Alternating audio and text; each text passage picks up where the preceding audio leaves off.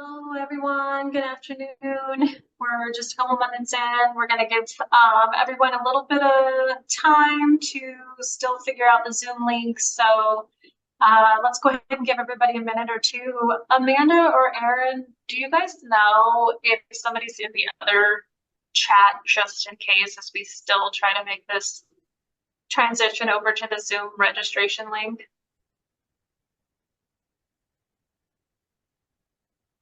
Great question, Michelle. Normally we do have someone, but I'll verify that they're in there.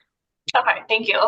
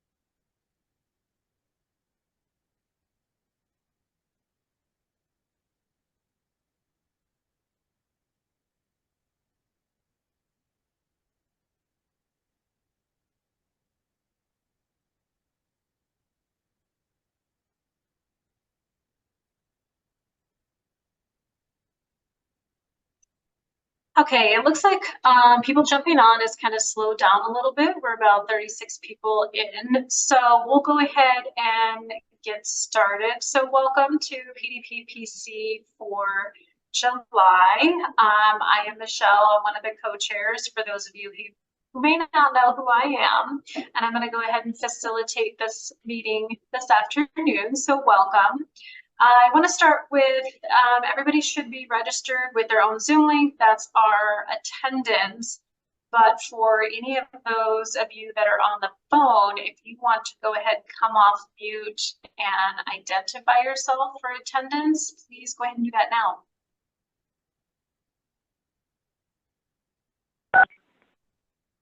Renee Farmer. Okay, gotcha.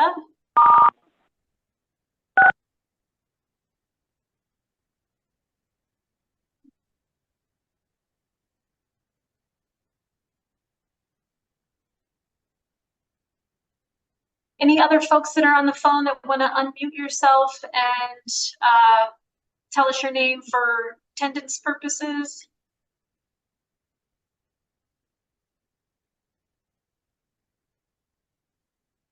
All right, moving right along. So moving right along to our agreements. I think we've all kind of done this long enough that I don't think we need to read the agreements one for another or one by one. It's pretty basic. Respect one another. Keep an open mind. If you agree with something that somebody is saying, you can just say ditto so that we don't repeat the same comments over and over again. Remember, we might not all have the same opinions, so let's just, again, respect one another and keep things moving. Don't make things personal. Be mindful with any PHI information that you might be sharing, whether that's unmuting yourself or in the chat. Don't share specific identifiable information. We are a little bit ahead of schedule, but I'm going to say let's just go ahead and open up forum number one. Anybody have any comment or topic specifically for the first open forum?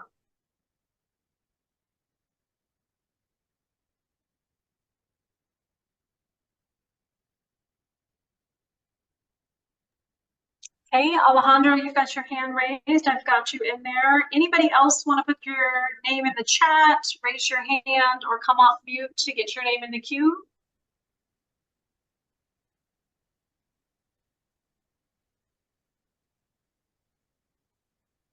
All right, Alejandro, looks like you are up.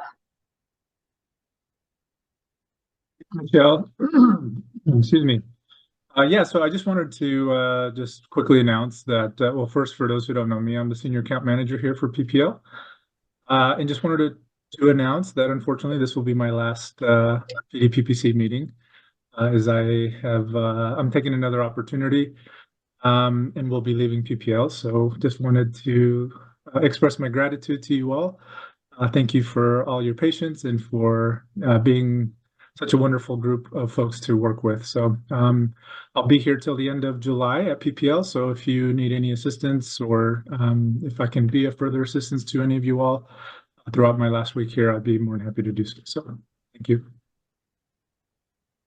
Thank you, Alejandro. Glad to see you moving on to other things, but sad to see you go. So thank you for announcing that and letting us know this will be your last meeting.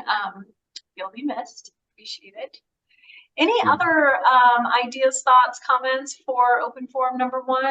Raise your hand, put your name in the chat, or come off mute.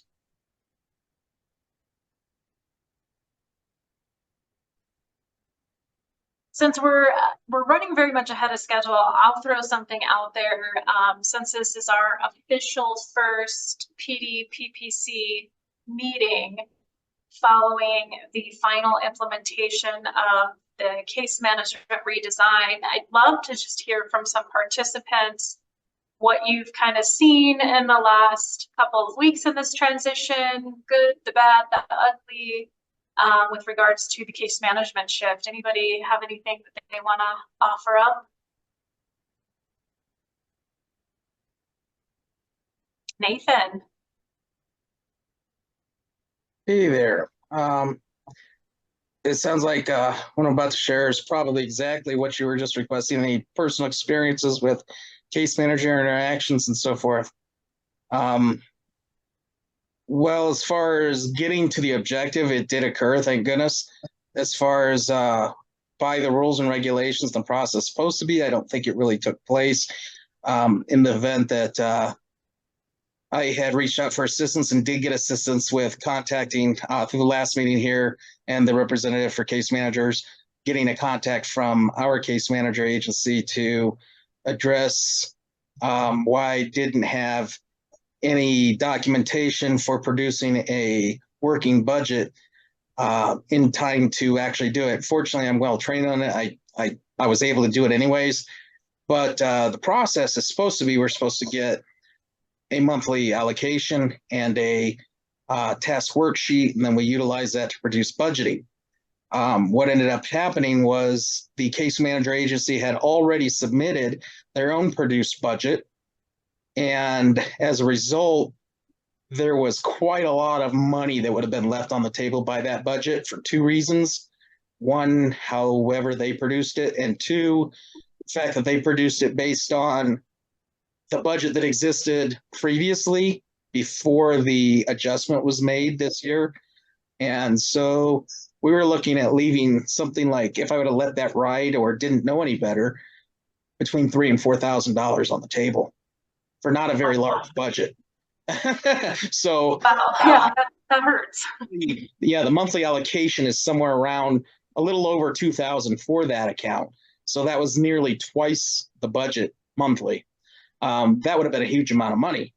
But I found it, reproduced it, immediately saw then with PPL, thank goodness for their online ability to see the information.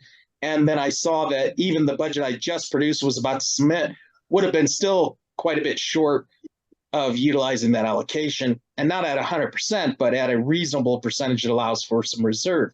And so I addressed it, found out that, okay, I should yield to what PPL has on site because it reflects the most recent adjustment up. So I did that, submitted my rates and so forth to match that up. However, that does kind of go against the philosophy, the policy, how we train on how this should occur, because it should occur by me getting the information, producing the budget, submitting it to the case manager for review, and then having it submitted to PPL for implementation to authorize the rate changes. But none of that took place. We just basically went directly from me to PPL to increase the rates to get it correct and get it into place right away, which I'm glad for. Let me ask you this. Can I ask you a question, Nathan? So we do have Consumer Direct is going to be presenting a little later today in the meeting. How much of the situation you just went through, do you think is a lack of training on the specific case management agency's part? Or do you think some of that's just kind of contributed to just all the changes that have happened? Do you think additional training would be more helpful? I think mandatory training is what's really necessary. And the reason I say that is because this is the same standard that's been occurring for multiple years consecutively.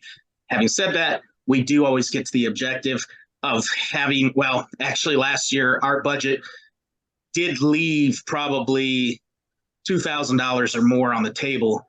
So more than a month's allocation because of the inability to implement increases up to a certain percentage only that allowed us to only use a portion of that budget. But it's just a case of, you know, I'm not just attacking this agency saying they absolutely failed in every way. No, we do get the objective. We do keep the program running.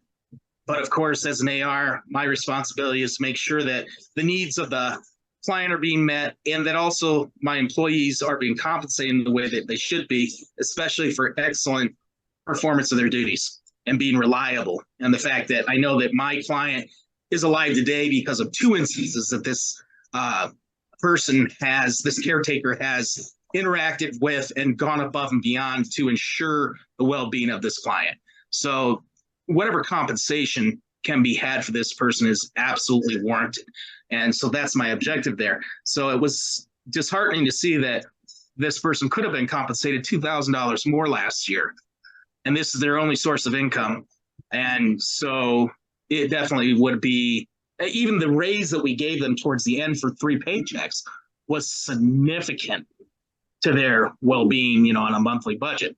So, you know, those kind of things not being in place to do them entirely the correct way with oversight and the lack of ability to see it sometimes, even from a well-trained person, means that we're not effectively utilizing all of our budgets. Thank you for that feedback, Nathan. That's helpful. Erin. Well, hi, everybody. Happy PDPPC. I just wanted to mention really quickly that all case managers are required to do participant-directed programs training, and we have many training options available. Definitely, we've had a lot of change in case management land lately, but it is a requirement for case managers to be trained in self-direction. And with case management redesign, there's a heavy focus on it as we've got a lot of new case managers who are unfamiliar with IHSS or CDASS or different populations, but with a new, more streamlined system, we expect that there will be some learning taking place, and we're definitely prepared to provide that through Consumer Direct. And then I would also just like to mention that I did a meeting with case management directors and sharing some best practices in self-direction a couple weeks ago, and it went really well, but I think feedback is really helpful. So if you are having trouble, I think it might be appropriate to reach out to our co-chairs and just share, you know, if you've got specific situations or scenarios you'd like us to potentially discuss at the next meeting. We could definitely make this an agenda item if you all would like to. Are there any participants or attendants or ARs with regards to IHSS that are on this call that want to share maybe their experience over the last couple weeks with this final implementation? I know we hear a lot of on the heavier side of the CDASS, but just want to bring to light IHSS as well if there's anybody on here that wants to share their experience.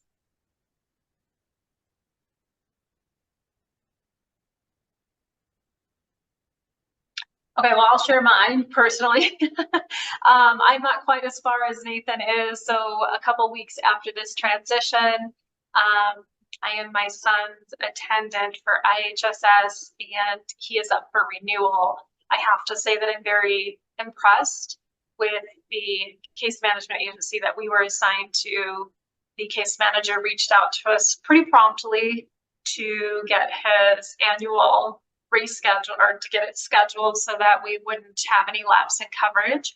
I can't give you any specific feedback on the case manager's knowledge on the participant-directed programs, as we haven't had our assessment yet. But maybe next month we can kind of talk about that. But I think it's, Aaron, you have a good idea of potentially putting the training for both CDASS and IHSS for all case managers. Interrupt, I'm sorry. Go ahead.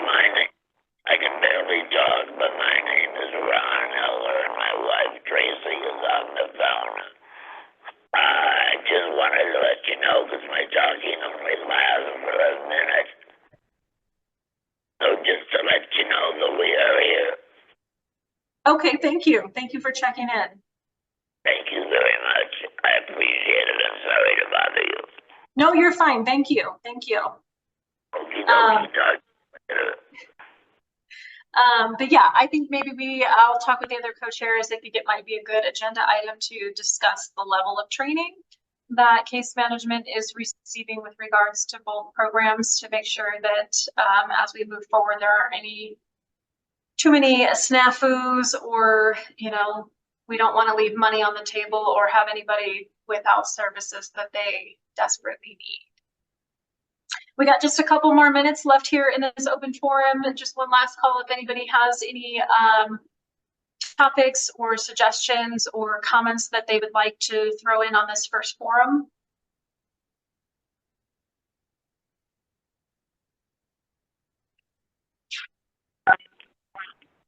Renee? Go ahead, Renee. Yeah, I just wanted to remind, especially the facilitator, Michelle, to check in again a time or two for attendance, please.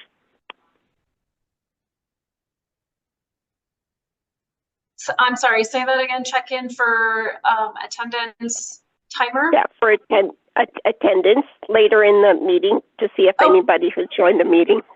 I gotcha. We'll do that. Thank you. Thank you.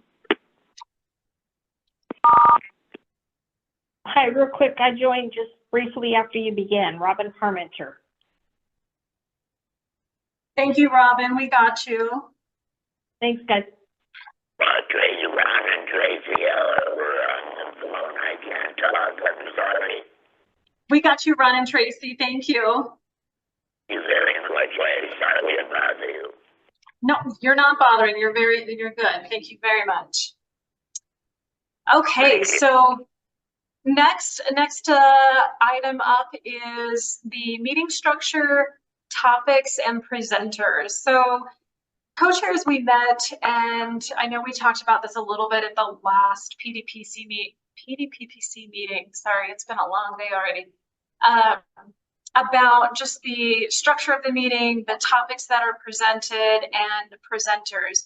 I want to hear from you guys, the participants, the ARs, the agencies, the advocates. What type of topics do you want this committee to address? What kind of presenters do you feel would be helpful? I know at the last meeting somebody had mentioned the Employer 101 workshop, something of that nature. So shout out some things, throw out some ideas of particular topics or presenters that you guys would like to see that you feel would be helpful.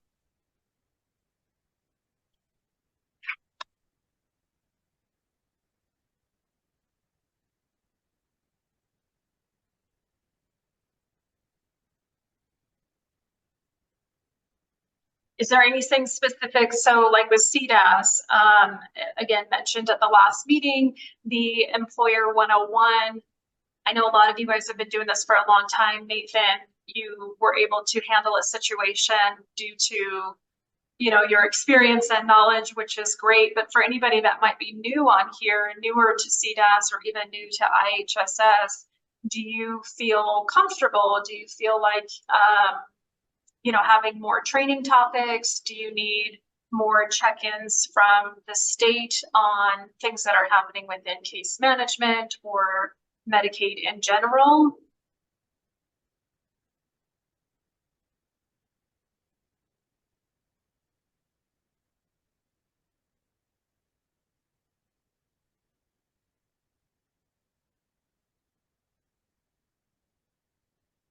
Okay, so we'll just, if you have any ideas for topics or specific presenters that you think would be helpful to this group, please make sure that you get on the PDPPC website and you can request an agenda item. We're always open to suggestions, wanting to make sure that it is valuable information for all of us. So the last thing I want to kind of talk about is meeting structure. We talked about breaking things up a little bit differently. It is a 3-hour meeting, which I know can be very difficult for a lot of people to carve out in their afternoon, even though it's once a month. We already agreed we will keep the open forum, the second open forum, but would it be better to move that to after the breakout rooms so that those ideas are fresh? Or are there any other open ideas or suggestions for the actual agenda meeting structure?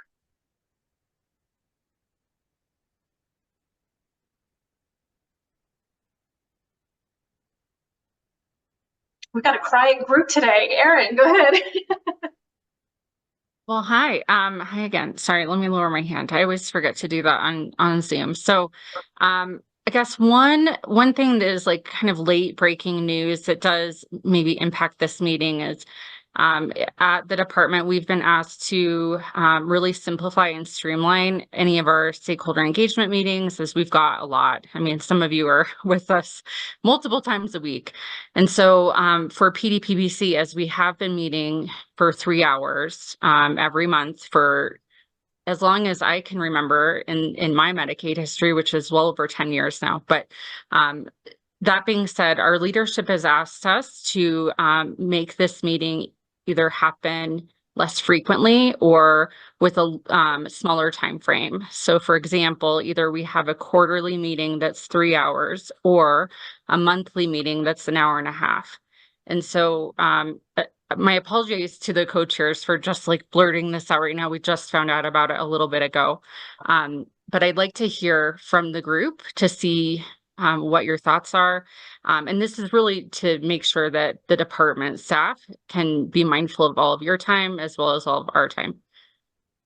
So thoughts, questions? Thank you, Erin. Nathan, go ahead.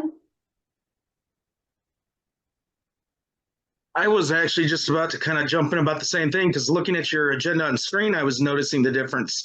It looks like the time frame's the same, but I don't know if there's already something kind of to test the waters there, because I mean, if you notice, we've only been going for a short bit here, and we're already almost to the point where we're at our first break. And yet that says 2 to 2:10, and we have a time of 1:24, meaning this in combination with what we discussed before about structures and meetings and presentations, I think that definitely the better option is to abbreviate meetings unless we have special reasons to extend them, and not just repeating and duplicating and implementing things repetitively that maybe don't need to be put in there. So I would support definitely the method of reducing and increasing when necessary on time rather than going to a quarterly meeting, because I think with quarterly, we lose the ability to have interaction and contact on a monthly basis that is essential in case problems are occurring or items that we identify need to be addressed can be addressed.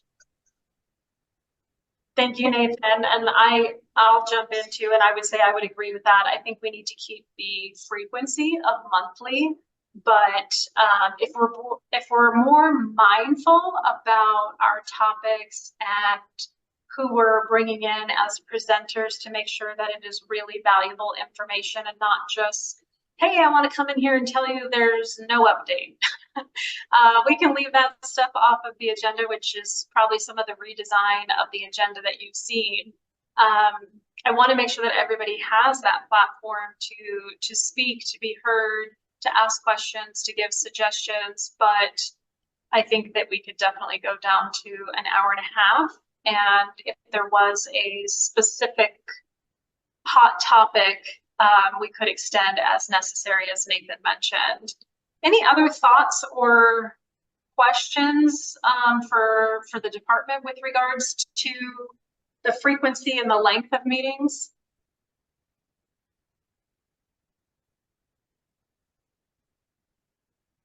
think we need to give out coffee gift cards because I think everybody's asleep. Robin, I wanted to concur with the maybe limitation of time. Okay. So monthly meeting, meeting. but maybe an hour and a half long. Yeah, that way when topics need addressed, we're still able to address them without them passing by, 2 months, whatever. It's addressed more timely, perhaps. I would agree with that. Yeah, and then near and dear to my heart is figuring out how the state's going to be able to kind of tweak the system where ARs are appropriately encompassed within the whole process, if that makes sense, if that's not off topic. So can you expand on that a little bit, Robin? So how the state will encompass ARs into the whole process? Can you just kind of expand on what that is and we can make that a topic item for a future meeting?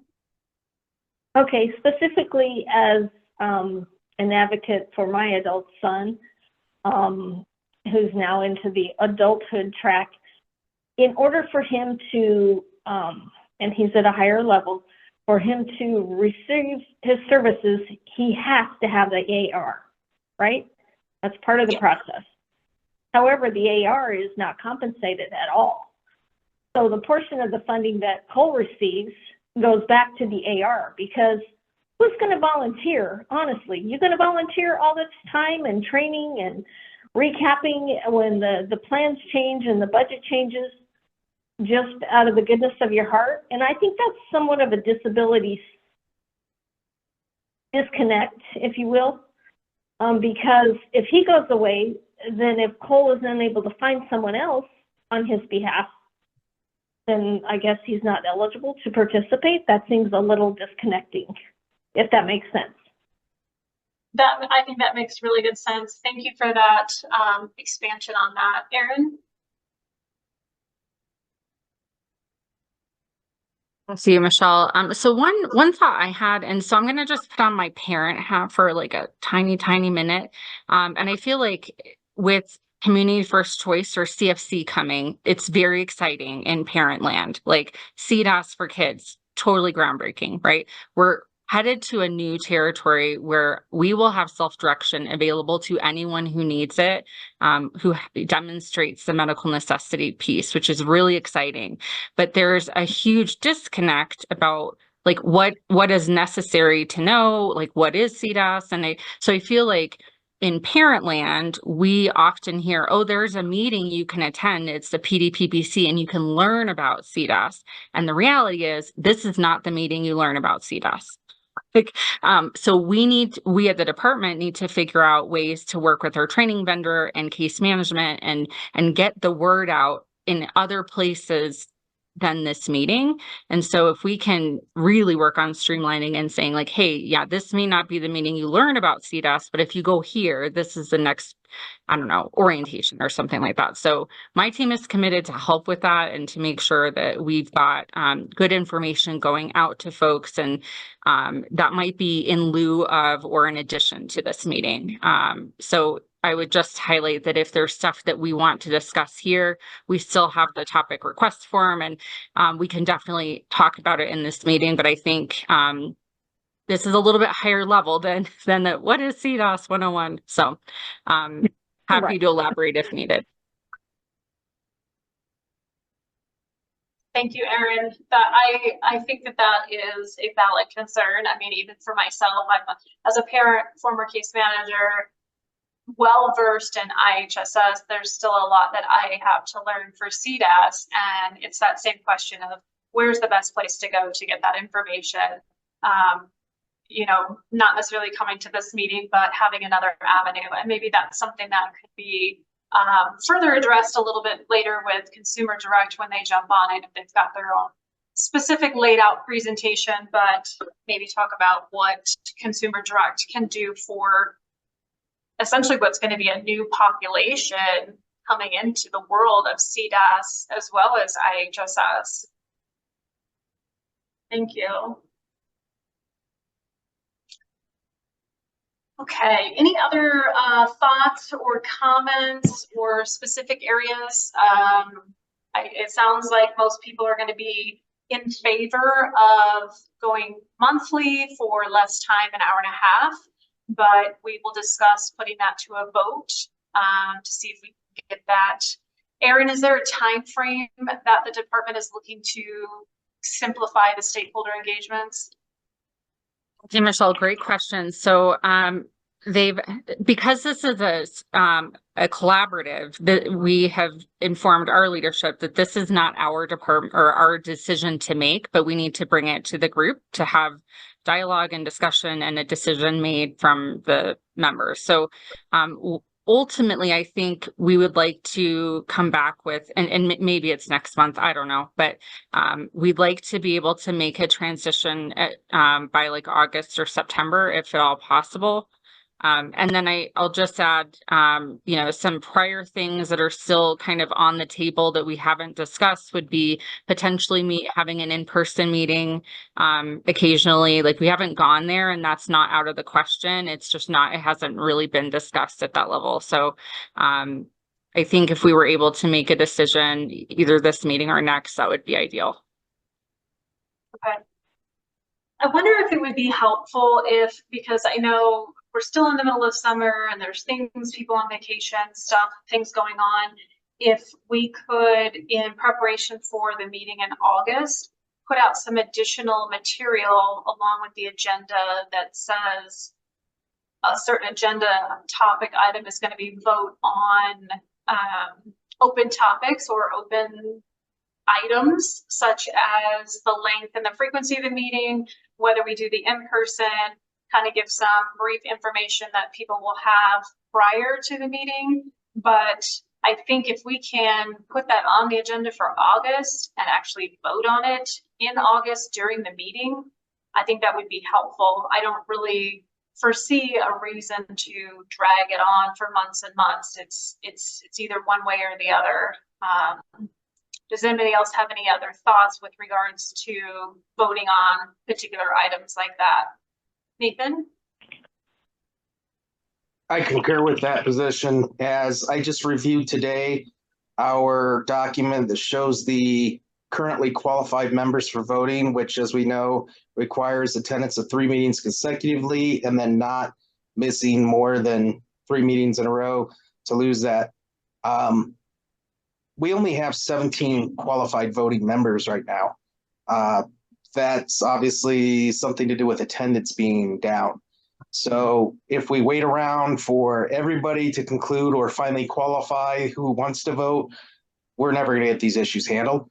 We're going to have to rely on the guidance of 17 who have regularly attended and still qualify to actually interact and make these decisions. I 100% agree with that as well, Nathan. And I would like to move towards that of, if the topic is put on the table, that we, make sure everybody has the information, but that if it needs a vote, that we get through that quickly. There isn't really a reason, like I said, to drag any of these things on. The hope too is if we do go to a shorter meeting with more targeted and meaningful topics and presentations, that the attendance will actually increase. I think we've kind of fallen off a little bit because some of the topics have become repetitive. And so it's like, well, if you've been to one meeting, you've been to them all, kind of thing. So really want to dive into some new topics and really hear what you guys have to say.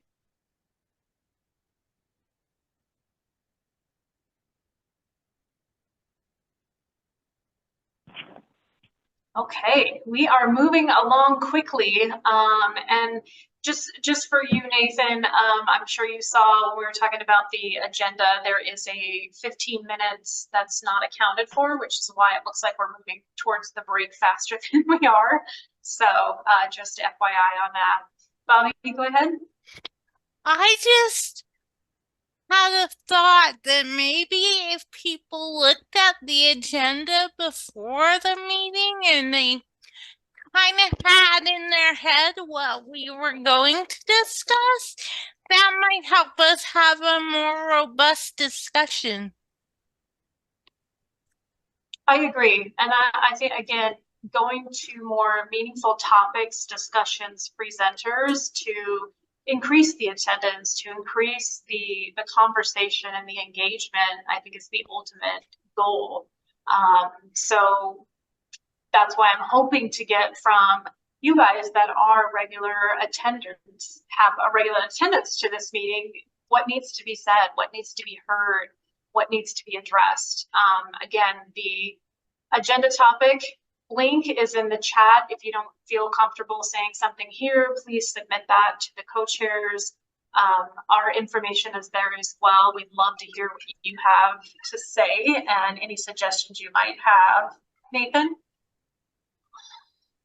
And to give a little extension on that, for those, my comments weren't meant to exclude anybody from voting or just say tough luck, but the real positive in it is that the 17 representatives that are able to vote, we still have our meetings, our breakout rooms to have discussions on these topics that will become relevant. Doesn't mean that one person will sway any particular voter's decision, but you'll still have an opportunity to make that voice heard and to have the opportunity to potentially influence a vote for a purpose. So it doesn't completely eliminate anybody who may have fallen out of qualification and needs to get back in or something of that nature. There's still opportunity for influence and being heard. Thank you, Nathan. Abigail, I see your comment. Welcome to PDPPC. Go ahead, ask your question.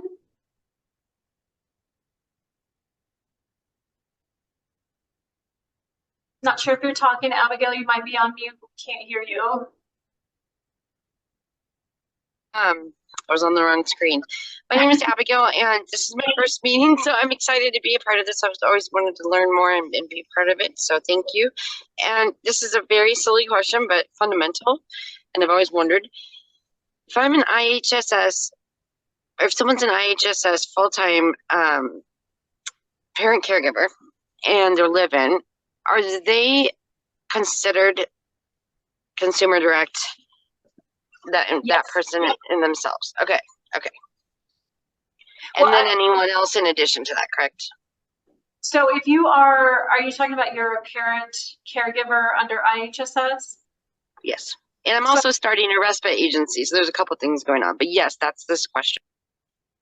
I'll probably throw this over to Erin, but I mean, a brief answer would be that your child is the one who's the participant in the consumer direct or the participant directed program as the IHSS participant. You are a parent caregiver, but again, as a parent of a child who may or may not be able to advocate for themselves, attending these kind of meetings and being heard is imperative for the direction. Erin, is there anything you would offer differently to that? I would say yes, and thank you for joining us, Abigail. Nice to see you. So I think that there is an opportunity, and so yes, kids on IHSS might be 2 years old, but they might also be 15. And the idea is, when IHSS was developed, it was to help build independent living skills and training and information to help someone be successful living with a disability. And so part of IHSS agencies is that they have to offer independent living core services, and there's a couple of those. We won't get into a lot of detail, but essentially training someone to learn how to direct and manage their own care. Because for me personally, I don't want to do this forever. Like, I want my kid to be able to hire his own person and direct them and do all the things. I want to retire from being a caregiver, but that's another component of IHSS that is a little bit different than CDASS, where you're on your own. And so essentially thinking about your own situation, how can you improve or support independence? And that might be training or orientation or interviewing potential candidates if you guys are looking for another caregiver. That is incredibly helpful. Wow. Okay. Very well explained. Thank you. Thank you, Erin. This is why you are the goddess of the participant directed programs at the department. You have a very easy way of explaining those things. So you just answered like 18 questions that I've had. I'm like, wow, nicely answered. Anyway. Thank you, Abigail, for being here. Bobby, go ahead. Abigail, there also is the direct care or career and training co-committee for attendance that you might want to look into. Bobby, do you have a Oh, link? thank you. That's great. I can get one if you give me a minute. Okay. Thanks, Bobby. That's awesome. All right. Well, now we're getting back on time schedule here. So we'll go to our agenda item number 4, downloading and posting the meeting chat. So this was brought up a couple of times. These meetings are recorded and posted to the PDPPC website. However, the question was, is it possible and are we able to download and post the meeting chat itself? I honestly don't have an answer to that question. I'm not sure. I feel horrible. I'm not sure who was working on that. I know Jerry was the one who had posed the question. Anybody from the department able to weigh in on that as far as the regulations, the legalities of can we download and post the chat?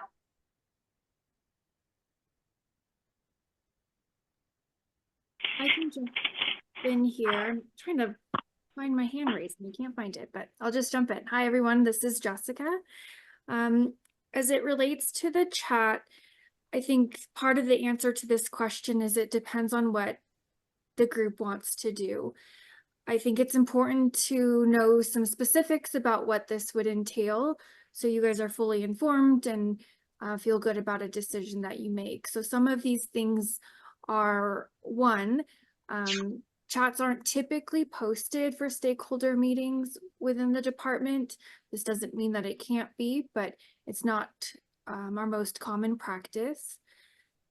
2, we'd have to be very careful about reviewing the chat to remove any member data so that we are not violating HIPAA.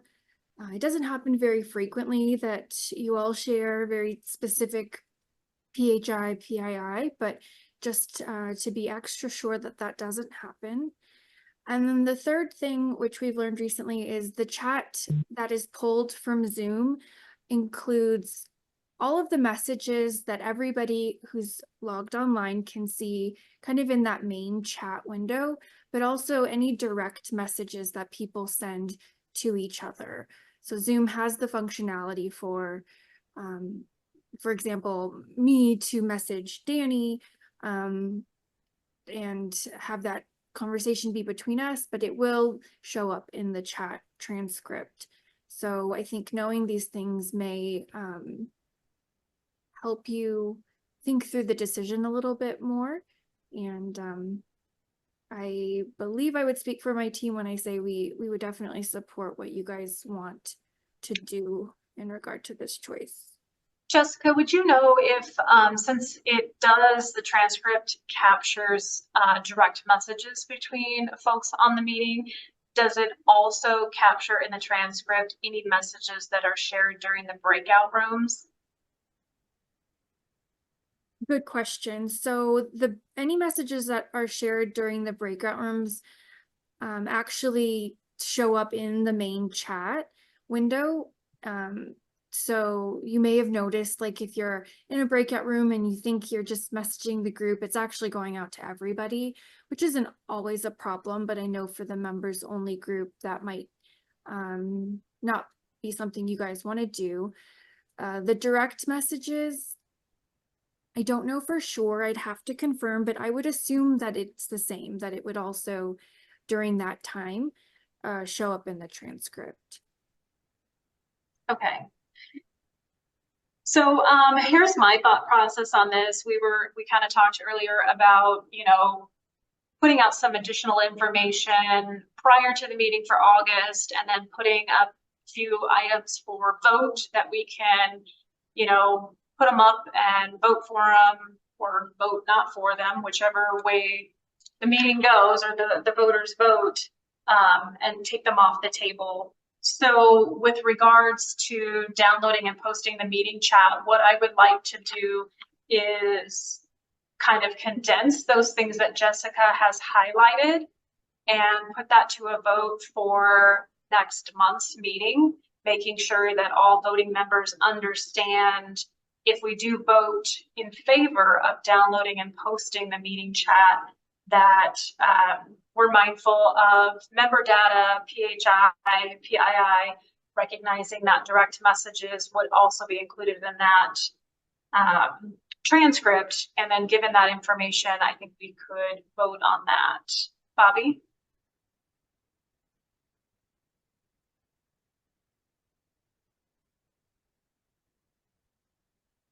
Bobby, do you have your hand raised? You're on mute if you're talking. It's because I was taking notes and I didn't want you guys to hear me typing. I just wanted to mention that you can only have chat room access if you remember to click on the chat room you're in, and then it doesn't show up in the main chat room. But I agree that before the chat goes out to everyone, so it needs to be reviewed.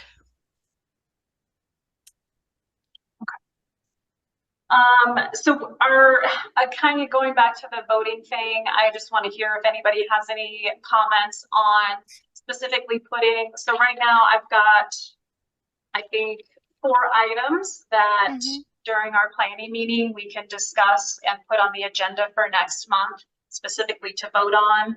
So the time and the frequency of the meeting as it relates to simplifying and streamlining, streamlining stakeholder engagement for the department. I think we need to choose if we want to do an in-person meeting and what that frequency would look like, if it's just once a year, once a quarter.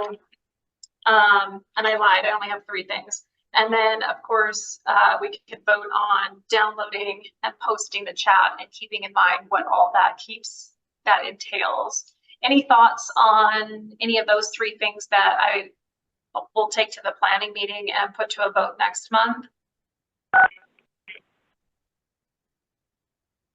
Renee? Renee, go ahead. In the way of in-person meetings, I would really wonder how many people and who is going to be the ones showing up for that. I mentioned this in a prior meeting. I'd be concerned this was the case before when we did in-person meetings that I was concerned about then, and that is, I think it kind of sounded and seemed like most of the people who were showing up for the in-person meetings were people who worked at or near the department and people who lived within, either drove, had people to transport them there and back home, or had bus access to those locations. And just as a personal experience, I numerous times would have liked to have attended one, but I do have access to RTD, but I've got a 2-hour window just in travel to get there, and a 2-hour travel time back. They're going to pick me up 2 hours before I'm supposed to get there, approximately, and then the same on return. And then plus the meeting time, and it just wasn't. It just didn't work time. It was too much time. So I would be concerned about the same thing as how many people are really going to show up in person in regards to the location, unless you change the location more often.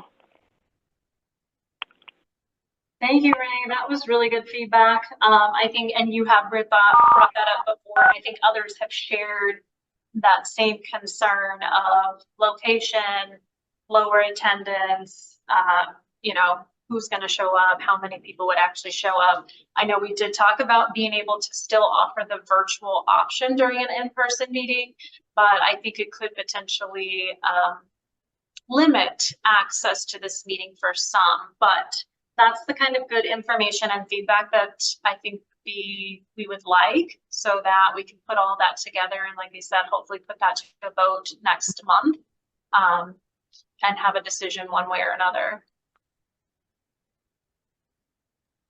I'd like to jump in on that. Oh, please do. Sorry, I'm on the phone. Not You're good. I fine. didn't get my registration link, so I'm kind of lost on the phone today. Sorry, my apologies. You're good. That It's technology. Yeah, right. I concur with that because I am simply on the western slope. So I think this being a statewide program, it needs to be open in the day of, you know, technology, right? That way it's not just that cluster in the Denver metro, blah, blah. You know what I'm saying? So I would agree with that. Thank you. Additional factor is that the goal is to increase participation and opportunity. And in this case, honestly, while some may enjoy a face-to-face visit, which there's nothing wrong with that, I think there's one thing overall it does accomplish, and it isn't really within line our goals, and that's increased cost. That's Because another really good point. Thank you, There's going to Nathan. be costs to obtain that center and to set it up and make it happen. And then for how many people, again, you know, depending on the area it's in, sure, it may change frequently, but again, you're still going to have the same limitations likely, other than the occasional person who decides I'm going to travel wherever it is. So Yeah. the reality is going to be the key thing to it, but also the fact that it appears just to increase expenses.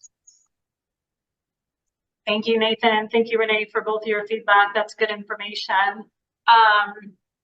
Any other thoughts on either the in-person or moving these to for a vote for next month? We'll give out the co-chairs will go together with our planning meeting and kind of decide what's the best way to make sure that everybody gets information prior to the meeting, so that we can all make an informed vote and keep our process moving forward.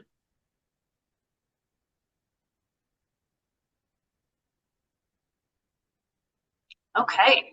I would say the essential one is that issue about downloading and posting the forum chats.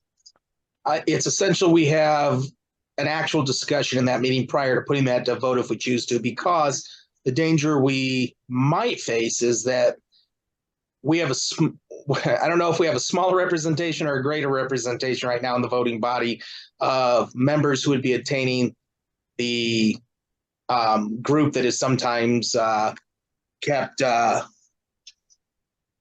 know, the group that I'm part of, the participants only. Yeah, there you go. I couldn't get the name. And the danger one is if the voting group that represents that group is smaller than what the body of voters is, then we may run into the problem that that is the only group that truly might reasonably, I think, have a position of, hey, we don't want to have that posted because it will automatically include everything. And I don't think that the other side, that might be the majority, if that be the case, would necessarily have any interest in infringing upon that. So that discussion is essential prior to putting it to vote, for the caution of causing an outcome that we look at and then might discuss anyways and go, well, we got to throw that out anyways because nobody intended that to be the outcome. So. Okay. And I'm wondering if Jessica, if maybe in the planning meeting or prior to next month's meeting, we could get some solid confirmation of whether or not that breakout room chat goes to the full transcription of the chat. If it does, are there ways around that? Just so again, we have all of that information to make informed decisions.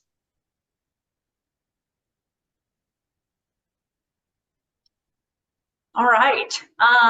Well, we are a couple of minutes ahead of schedule, but I know it's been kind of a crazy couple of weeks for everybody. So let's go ahead and break out a little bit early.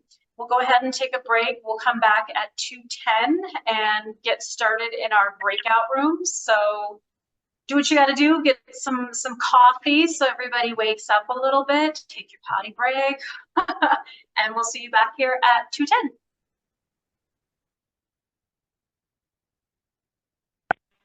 Hey guys. Yeah. Oh, sorry. I hate this phone entrance. So sorry. I have another meeting directly with vocational rehab, so I'm going to have to jump off a little early, but anything I can do or pick up in lieu of my complete attendance? Did you have any other, anything you wanted to add for, say, the open forum number 2? Any thoughts, suggestions, or topics? The only thing I can think of in my own personal as a parent is, while we have a pretty good caseworker, I'd like to give her kudos. Just the continual hounding of parents. We got to have a meeting, and the meetings are like, are you doing okay? Yeah, we're doing okay. We're following suit. We're doing, so I don't know if, and this was even at just the change of the plan, yearly, annual coming up. So there was no connect in terms of budget or hours increase or anything on that side. It was just, how you doing? We're doing okay, you know, and I'm very extremely busy, as everyone is. So that's just a thought on really the necessity to the depth of continual just creating meetings so they have a meeting to attend. Does that make sense? I don't know. No, that makes perfect sense. And as a parent, I completely get it. There's got to be a better way for them to fulfill their monitoring need, which, I mean, I get that aspect of it, but, you know, these are very busy parents that even if it could be just a quick text, hey, do you need anything? I'm here, but something just a little less cumbersome. I think Right. And we jumped from the in-person to the Zoom thing, which was a battle, but thanks, Michelle, you took me on that one. It's like, yeah, that we can do. But again, it was like a 5-minute, oh gosh, you know how much I had to realign, you know? Yeah, so I'll bring that up in our open forum number 2 for you, since you'll be on that other meeting. Just let me know if you have anything else. You can always, again, submit something to the request for agenda topic. Okay, that sounds great. I'm all about the whole state connect of what one parent knows to the next parent. You know what I'm saying? Like a network program. Yes. Like I've got programs for adults, and you know, as it goes past CDASS and all that, whatever. So that's my point. Okay, thanks. Appreciate it, Michelle. Thank you. All right, bye-bye. Bye.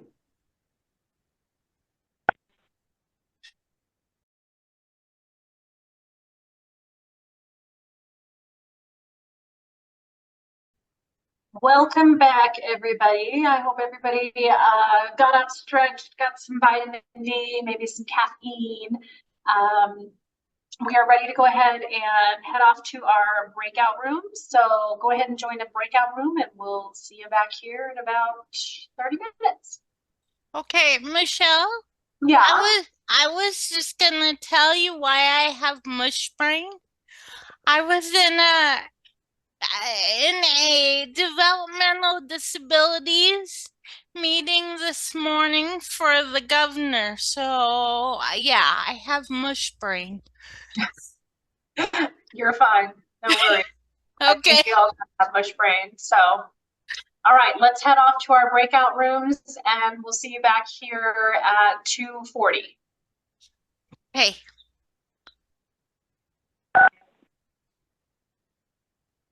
Can you please put me in the members group? Absolutely. Sending you over now. Thank you.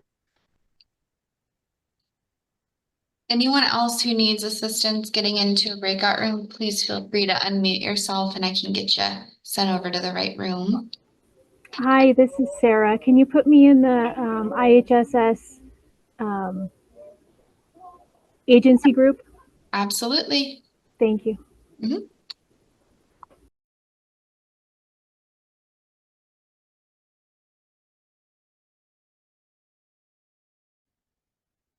Hello, I think we are all back. It looks like we're all back out of our groups, our breakout rooms. Does somebody want to, from the IHSS subcommittee, anybody want to do a breakout room report?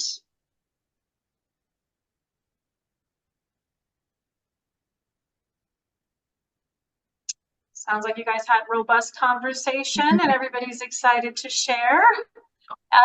What about from the FMS case management training breakout room? Anybody want to give us a report, share any conversation?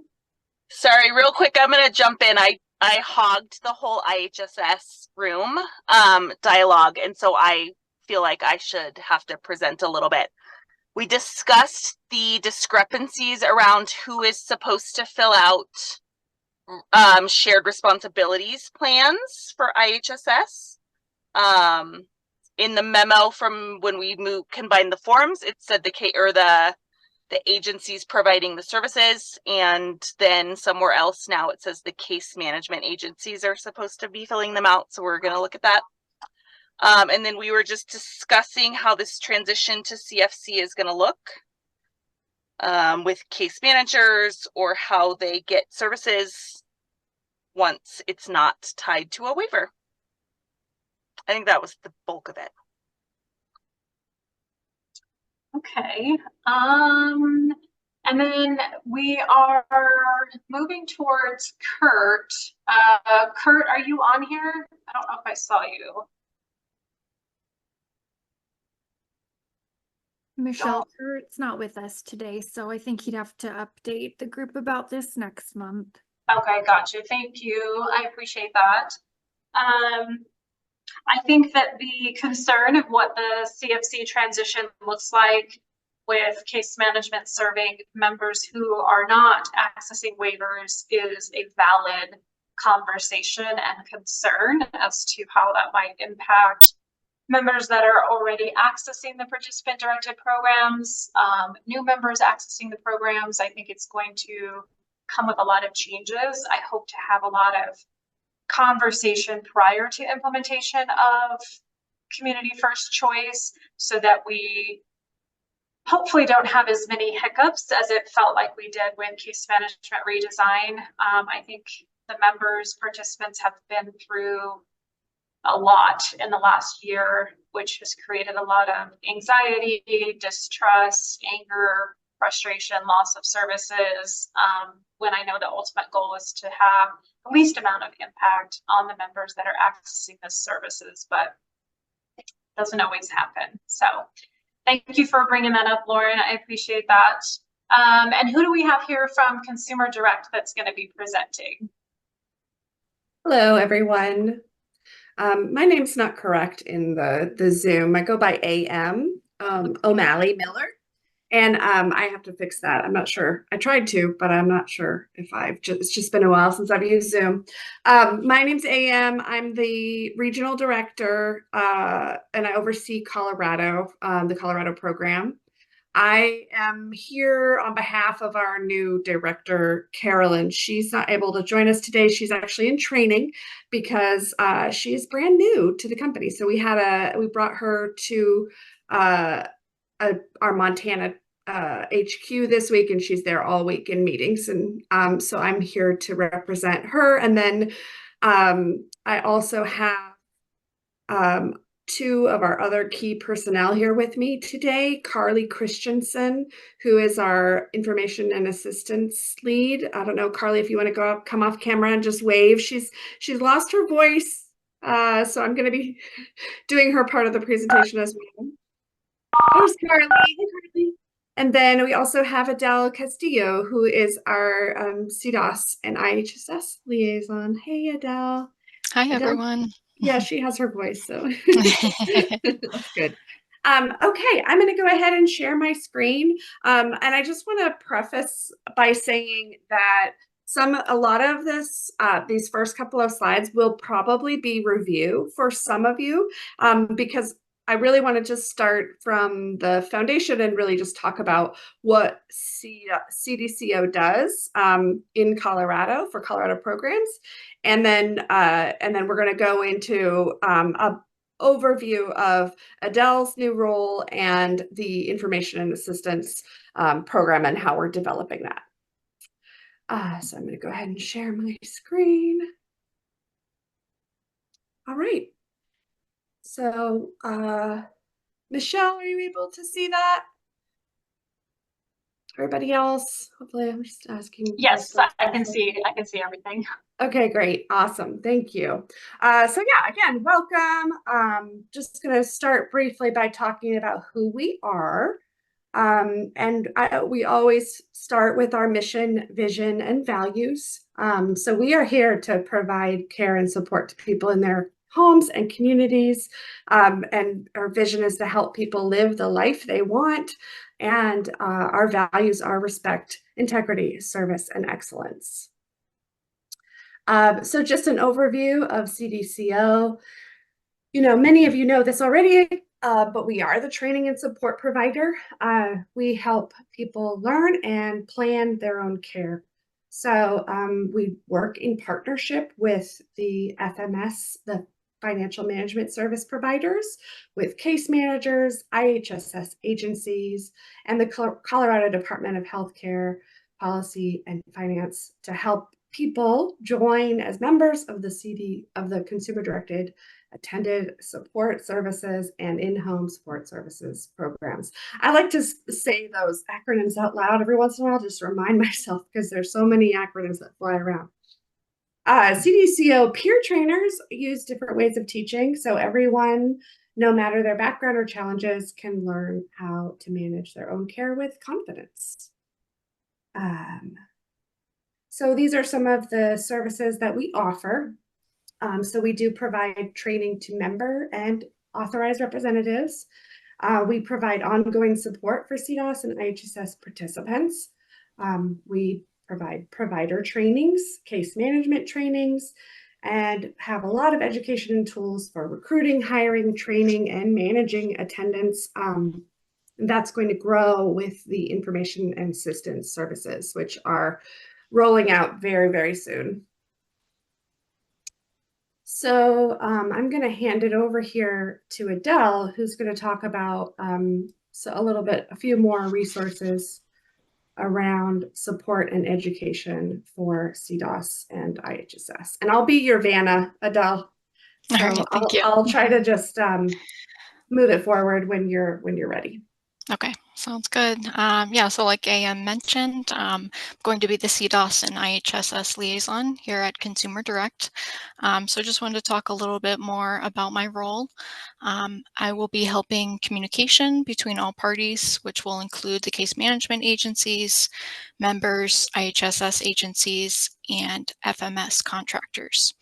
Part of my role will also make sure all written communication. Oh, you're good. Between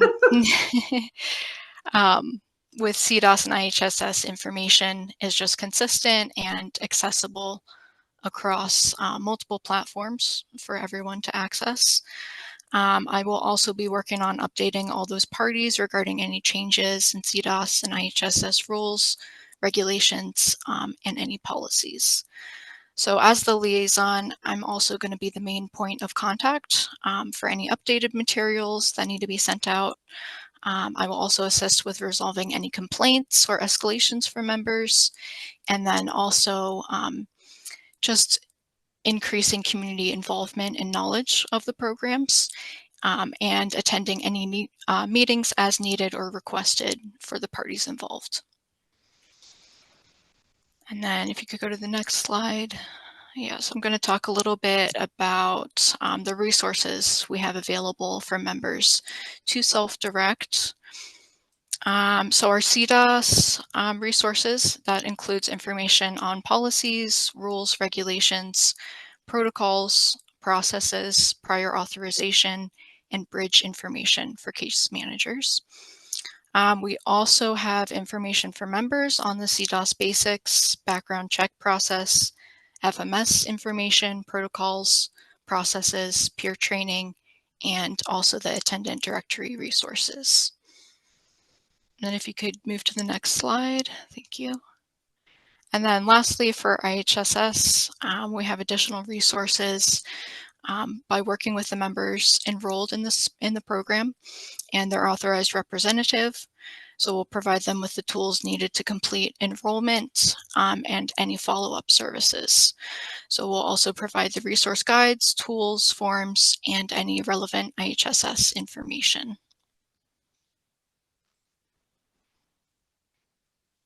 Thanks, Adele. Yeah, of Okay, course. so I'm going to go ahead and give our overview of the information and assistance services. But before I did that, I wanted to just pause and see if there were any questions about Adele's role and the CDASS IHSS liaison role. It's new to CDCO. Michelle. It seems like the training and the support is very heavy on the CDASS side, but not as much on IHSS. With the IHSS resources, you have the resource guide, the forms and tools, but what is CDCO looking to do from a liaison standpoint to reach out to the case management agencies to support the case managers with IHSS? We've had this huge switch, so we've got a ton of new case managers that are new to participant-directed programs and could really use that same level of support for IHSS that they're getting for CDASS. I could answer that unless you want to speak to that, Adele. You can go ahead. Okay. Thank you. So we do offer IHSS trainings, case management trainings. We have IHSS provider trainings as well, monthly. We have multiple different topics for case managers. We have what we call the triple threat, which is all programs. We have IHSS, CDASS, SLS, as well as refreshers on topic specific trainings that are requested. So that is pretty even across the board in terms of that training and the offerings there. We are working on, we're always looking at our training materials and creating new IHSS training materials is something we're really focused on right now. So as we re-implement and with the recontracting process, there's been a big focus on IHSS support and training. And that's part of why Adele has been brought on, is to help coordinate that.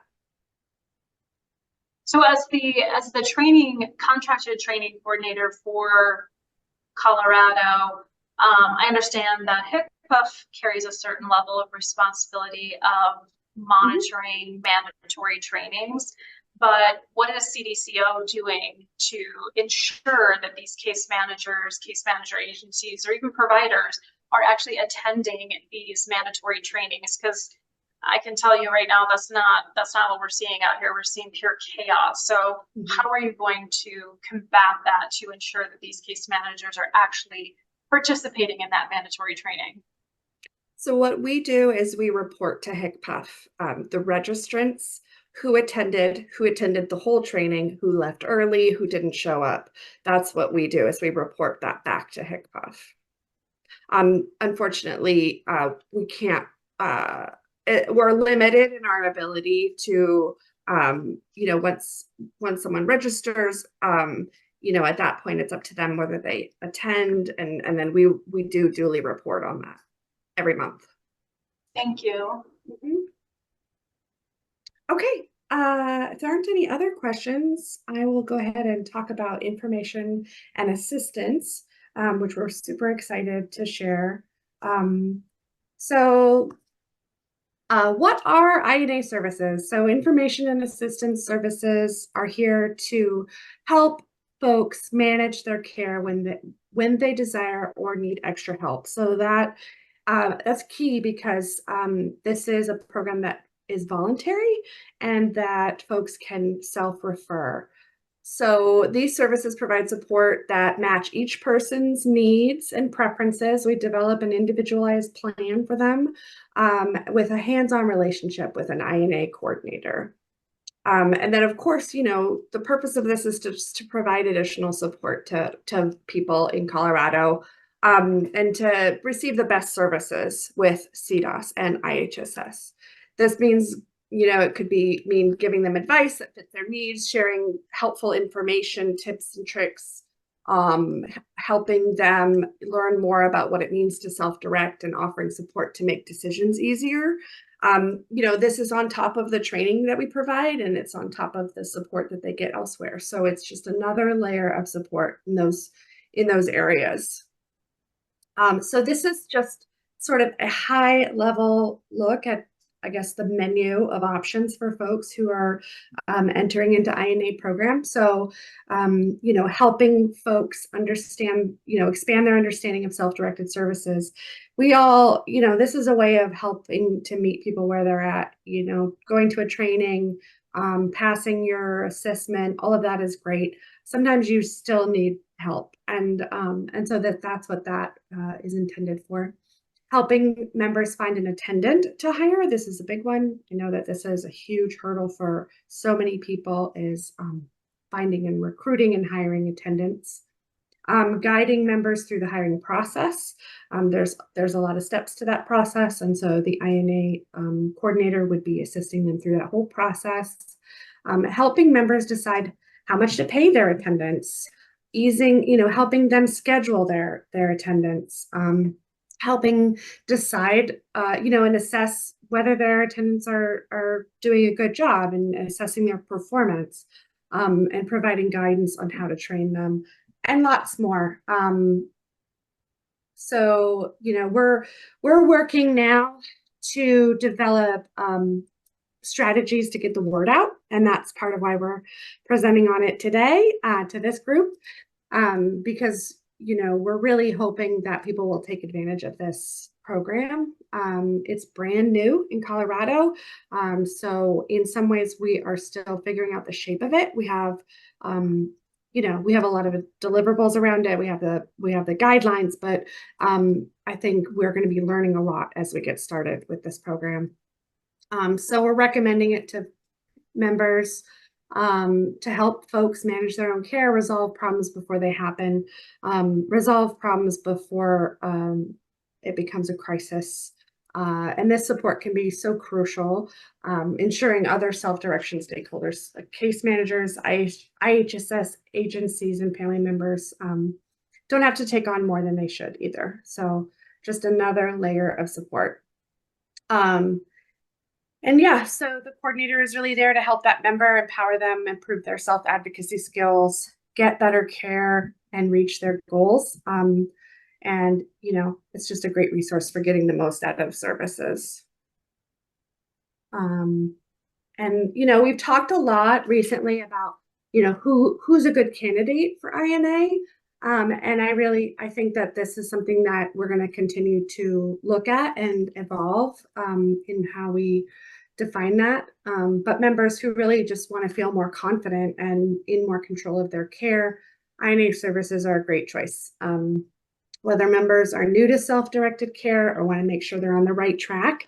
So that's a really important point, I think, is that you don't have to be new to the program. You could be in the program for years and decide that INA would be a great additional support that you would like. Or maybe you're, maybe you're trying to hire a new attendant, and you think INA would be a good way to help that process. We're really here. We're excited. Carly's here, really ready to go. We're supporting her a ton. Carly, did you want to add anything? I know you've lost your voice for the most part, but if you wanted to chime in with anything, I wanted to give you an opportunity to do that. Yeah, I think, sorry about my voice, everyone, but I think one important thing to note is kind of this next slide that's coming up, and it'll be that not only members will be able to self-refer, but also FMS providers. If you're seeing members that you're working with that might need a little extra guidance, that this is a great program to recommend, and as well as case managers. Yeah. Yeah, that's great. Really important point. So CDASS and IHSS members can self-refer, case management agencies can refer, and the FMS groups as well. So just wrapping up here for today, I wanted to share some contacts and some other information. So again, Carolyn Parson is our new program lead. We call her program director here at CDCO. She is going to be the primary point of contact for, escalations, general questions, things like that. I think that, I just would ask that, she's brand new. I'm here supporting her, and the rest of the team is as well. She's that primary point of contact for general things, anything that's related to information and assistance. Please feel free to email Carly if you're just interested in INA. We have not finalized the referral process. That's part of, we're on track and on schedule to do that, but we are working closely with the department to finalize the referral forms and the materials around that. When we are ready to go, it would be great to have your email if you're interested, and so that Carly can reach out to you and say, hey, we're ready to go with INA. Are you ready? And talk through that. So yeah, any interest would be great there. And then Adele is there as the liaison. So again, please reach out to her if you have questions about materials. If you see something, any sort of feedback, input about materials would be great. And, if you think she'd be a good addition to a meeting or anything like that. And then we are currently still recruiting our training lead. This person is going to oversee the training team, and they're also going to really be working on continuing to improve our training programs and our curriculum and how we're presenting the information. It can be super challenging to work with virtual learning and also adult learners and all learners, but we're working on constantly improving our training and how we're presenting that, making it as accessible as possible. And so I'm really hoping the training lead will hit the ground running with that. But in the meantime, Carolyn and I are working closely together to do that as well. And that is really it. I just wanted to share this additional slide that has our general contact information, and then open the floor up again for any questions that anybody here may have.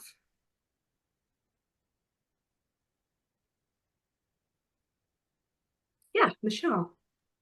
I just more so just feedback and suggestions for Adele. As you guys are creating these training materials, I sound like a broken record, but I feel like IHSS is kind of that forgotten program sometimes when it comes to these training programs. So with all of the changes that are going to be coming up, we're going to have a lot of new participants entering the IHSS world. They're going to be coming potentially from CNA or from nothing at all. And so if, as you guys are creating your training material, if you could offer more support to the IHSS attendants, as well as the participant and the ARs, so that they can feel empowered and not feel like they're, there's lots of misinformation from the case management agency to the IHSS agency. And, again, this is a self-directed program. We need to make sure that it's the member and their attendant that has the knowledge and the direction. But right now it feels like the amount of support given to IHSS participants from Consumer Direct is kind of lacking. Okay, yeah, I can definitely make sure with the materials that we keep that in mind. Thank you. And I see your hand up, Jessica. I also just wanted to say the toll-free number out loud for anybody who may not be able to see it. It's 844-381-4433. And I'll also put it in the chat. Jessica, you have your hand up? Yeah, thanks, Sam. Hi, everyone. I just want to help to answer this question that you've put out, Michelle, and thanks for your insights and this recommendation. I think in a lot of ways it's really valid. Something that wasn't spoken specifically in regard to the IHSS support available to participants is the e-learning. It may not be clear to everybody, but unlike with CDASS, IHSS participants don't have to. They're not required to go through training. It is an option for them. And so they have the same variety of methods that are available to CDASS participants in this new contract term, but they have an extra way to do it, which is through their e-learning platform. And so Consumer Direct worked really hard over the last year to develop a self-directed e-learning that guides a person through everything they need to know about IHSS and self-direction. It's really portable, so someone could do it on their phone and then later on the computer. And then also it saves one's progress, so it's not like something a person needs to do all at once. In addition to that, it's available to case managers if they just needed to get some refresher information on their own time. They just need to reach out to Consumer Direct to request that. So it's been available for quite some time, and everyone who enrolls in IHSS is invited to do the e-learning. We're not seeing quite the utilization that we had hoped for. So any ideas or suggestions on how we can really promote this as a tool and an opportunity for people to get more confident as they self-direct in coordination with the IHSS agencies is really welcome.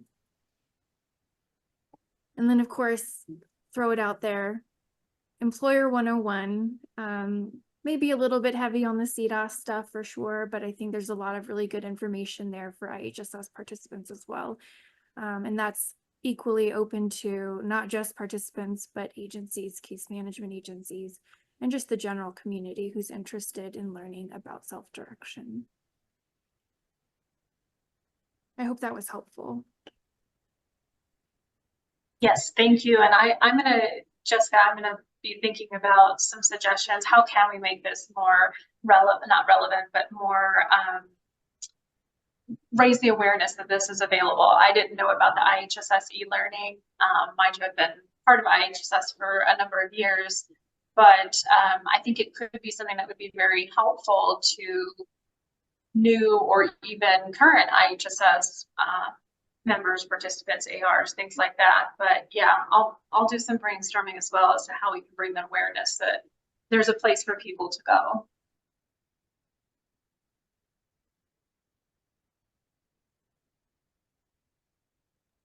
Any other questions for Consumer Direct about their new INA program from anybody, or any other suggestions?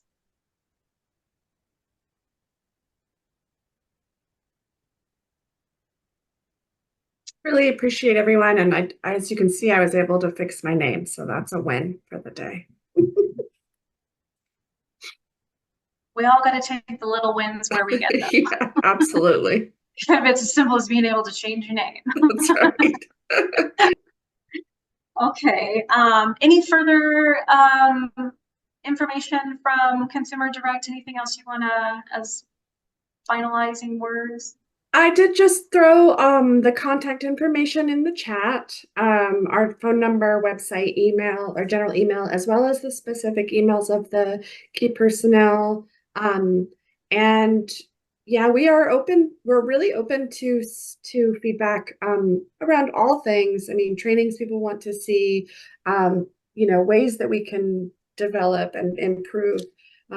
Really always wanting to work towards improving ourselves, but specifically in information and assistance, really wanting to encourage people who are interested to reach out to us so that we can start to grow our list and really be able to hit the ground running when it's time. And I think that's it. Adele and Carly, I want to give you a chance to add anything I may have missed. Yeah, I'm just excited to work with everyone, and thank you guys so much. Thank you guys all for being here and participating and presenting that. I appreciate that. We're a little ahead of schedule, but that's okay. I think we can go ahead and move into our open forum number 2. If you are on the phone, if you want to chime in, confirm the last 3 of your phone number. If you want to put your name in the chat or raise your hand, and we can get a queue started for open forum number 2.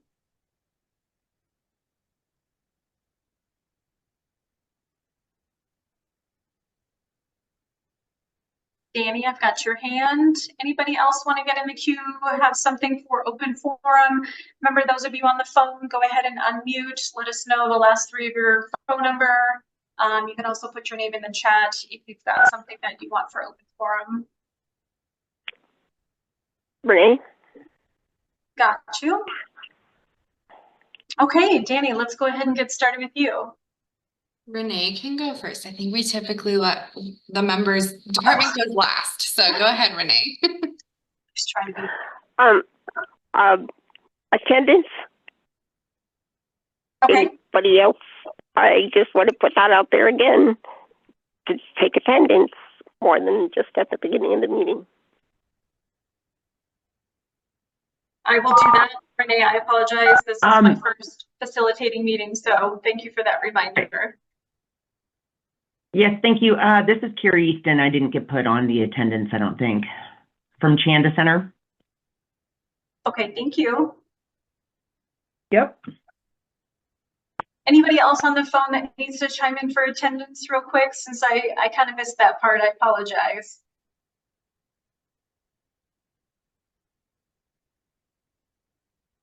Okay, I think we're good. Jessica, we'll do Danny and then Jessica.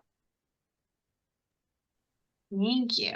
I'll just be quick. I have just a few little updates that didn't really have enough need for an entire section, but I first wanted to just let everyone know that our benefits team at HICPUF has been working to increase the over cost containment threshold, which is the limit that's set before a telegen review is required. So effective, I believe, September 1st, the limit will be increasing from $315 to $329 per day. The benefits team has put out a memo about this, so I'm going to go ahead and put the link to the memo in the chat. Or if you are savvy and want to go to the HICPUF memo series webpage, you can find it as informational memo 24-017. So just wanted to share that with you all. And then I also wanted to just let our CDASS participants, authorized representatives know that the max rate will be increasing for CDASS effective on August 1st, and it will be increasing to $57.68. And that's to account for overtime spending where time and a half is required to pay out. So yeah, if you have any questions about that, though, feel free to send me an email directly or the Participant Directed Programs unit, and I'll be putting the memo information in the chat for the overcost containment. Thank you, Danny. Jessica? Yeah, just 2 really quick comments.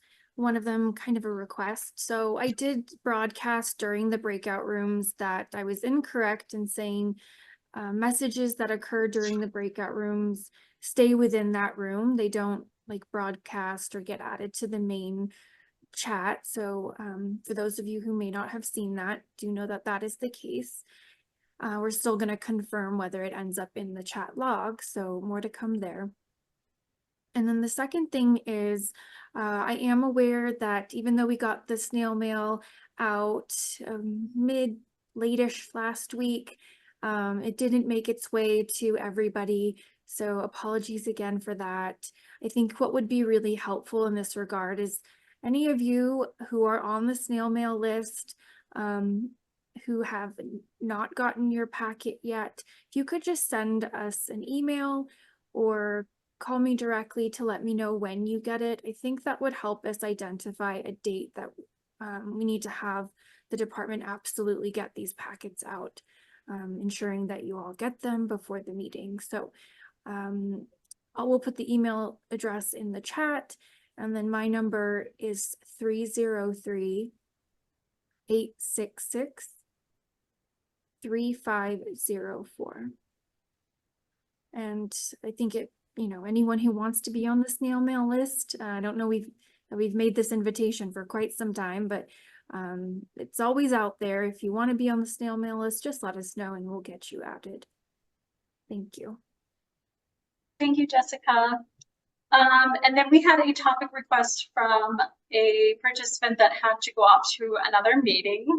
And the topic was specifically directed towards the department to ask about how they plan to encompass the authorized rep in the process, meaning the authorized rep is giving a lot of time, energy, and effort. They're not getting any kind of compensation. So there's concern about retention. If you have a member who has an AR that is doing all of these things for them, and the AR finally says, you know what, this isn't worth my time and energy, and they leave, now that member participant needs to find a new AR. So the disconnect there and the lack of compensation is a real concern and a real issue.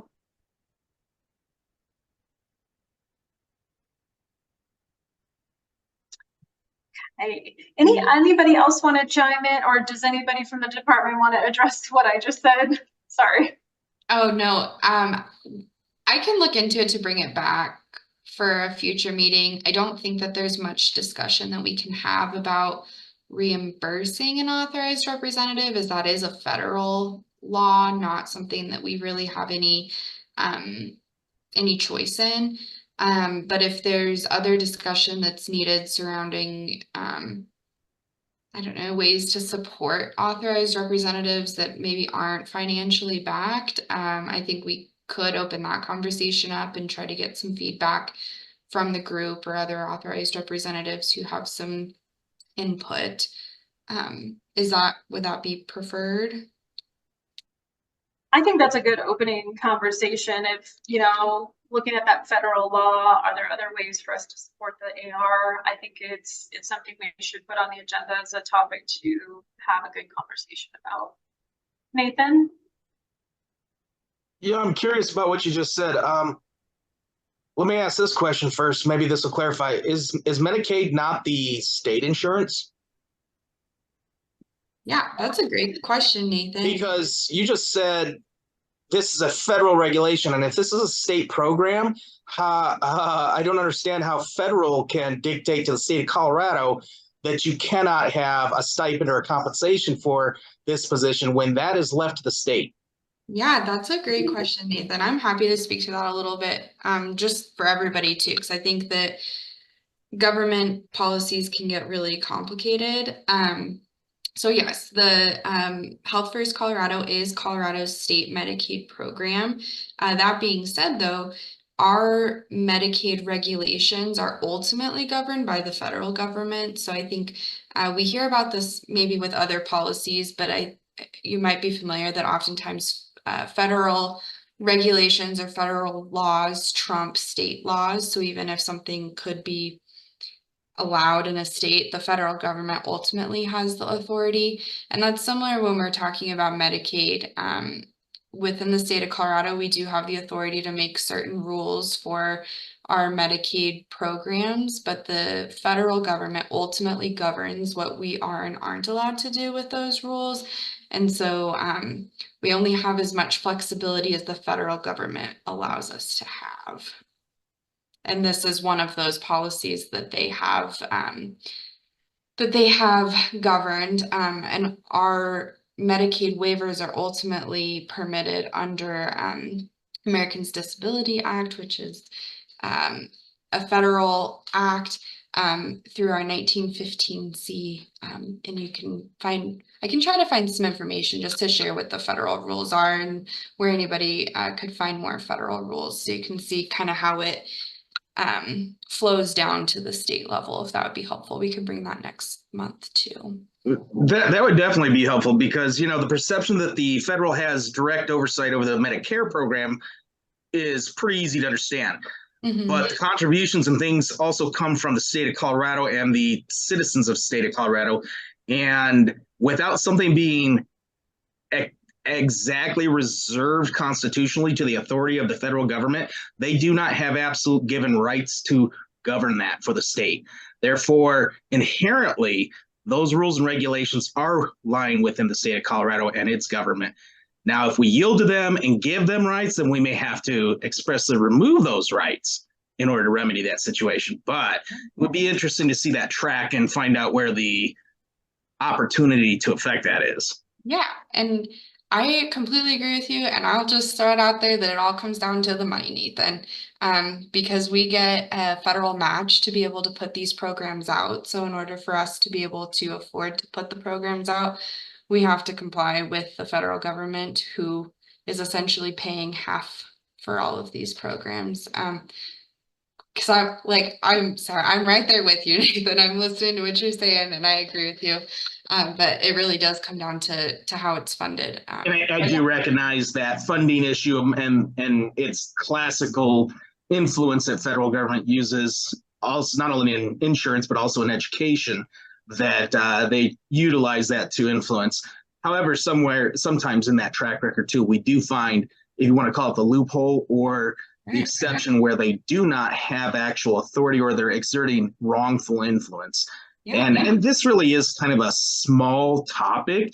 It has big impact, but if we can actually affect the outcome, which this also kind of maybe gives some light to the whole reason why we brought this issue multiple times, and then it seems to kind of disappear, because the solution, rather than an hourly rate or things like that, and determining implementation of how many hours are approved, might be a stipend type basis.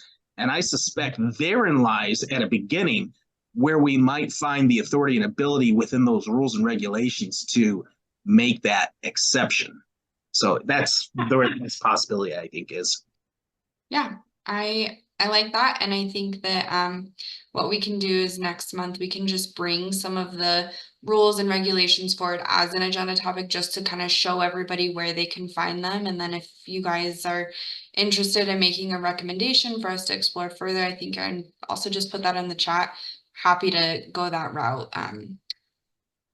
as well. So we'll bring some information next month, and then as participants and the collaborative, you guys can decide what you'd like to do once all the information's there. Does that sound good? That's excellent. Thank you. Mm-hmm. Thank you, Danny. Thank you, Nathan.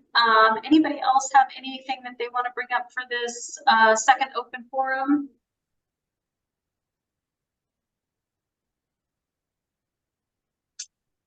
All right, well, let's just keep on moving. Bobby, you are up to address the Q&A and technical assistance for the Zoom registration.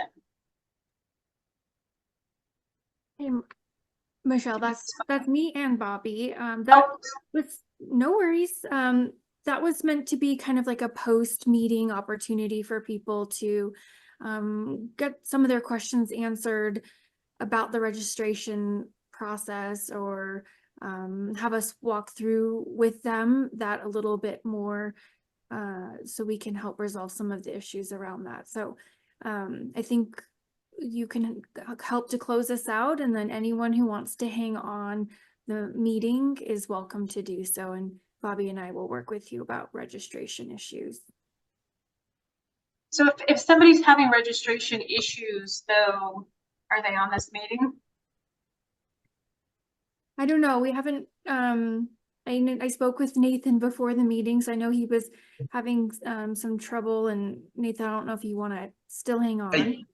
I do, and I also wanted to mention to anybody still on, and it looks like we have most of who was here just moments ago, to kind of clarify this.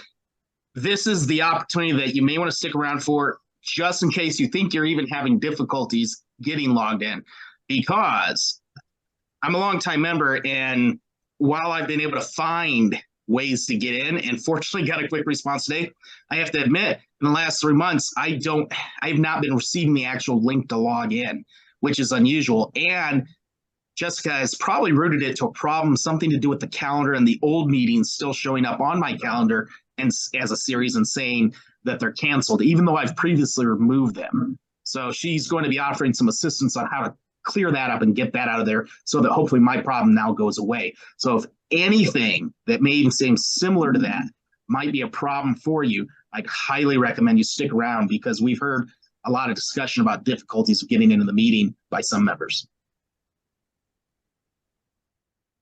All right. Thank you for that, Nathan. So yes, if you are having any difficulties with registering, with being able to go back and find that link, please feel free to stick on, and Danny will help you kind of work through that. This has been a good meeting. Thank you guys so much for bearing with me. It's my first time facilitating. We've got some great conversation, some good topics to look at for our next month agenda. Don't forget to use the topic request form on the website. Our next meeting is scheduled for Wednesday, August 28th, currently from 1 to 4. And yeah, anybody have any questions or anything? If not, we'll see you next month.